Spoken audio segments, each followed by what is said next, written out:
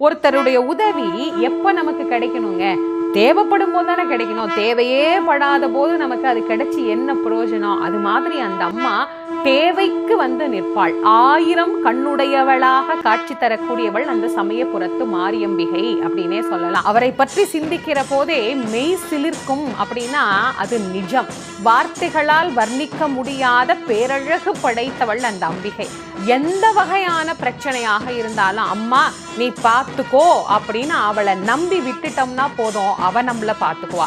எங்க கூப்பிட்டாலும் வருவாங்க. சமயபுரத்துலன்னு மட்டும் இல்லை, நாம எங்கிருந்து நினைச்சாலும், நம்ம வீடா இருந்தாலும் சரி, எந்த இடமா இருந்தாலும் சரி, நாம நினைத்தாலே போதும் அந்த அம்பாள் நமக்கு நலனை அருளுவாள்.